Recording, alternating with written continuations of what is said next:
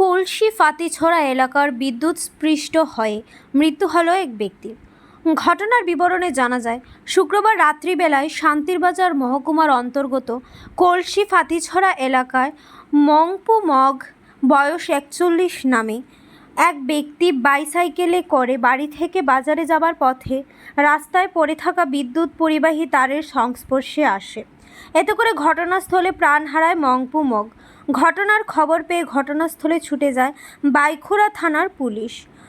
ঘটনাস্থলে গিয়ে দেখতে পায় রাস্তার মধ্যে একটি বিদ্যুৎ পরিবাহী তার পড়ে রয়েছে। এই তারের সংস্পর্শে এসে মংপু মগ বাইসাইকেল নিয়ে রাস্তায় পড়ে রয়েছে।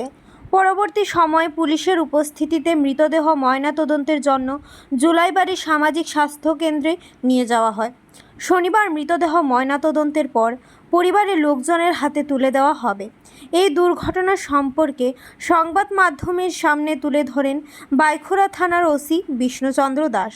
ওসি জানান, এই ব্যাপারে একটি অস্বাভাবিক মৃত্যুর মামলা হাতে নেওয়া হয়েছে। তদন্তের মাধ্যমে যদি প্রকাশ হয় মৃত্যুর পেছনে কারোর কোনো প্রকার গাফিলতি রয়েছে, তাহলে পুলিশ এ ব্যাপারে আইনগতভাবে কঠোর পদক্ষেপ গ্রহণ করবে। ময়নাতদন্তের রিপোর্টে উঠে আসবে মৃত্যুর আসল রহস্য। মংপু মগের অস্বাভাবিক মৃত্যুতে সমগ্র এলাকা জুড়ে শোকের ছায়া নেমে এসেছে। শান্তিরবাজার থেকে নিজস্ব প্রতিনিধির রিপোর্ট, ত্রিপুরা নিউজ বাংলা।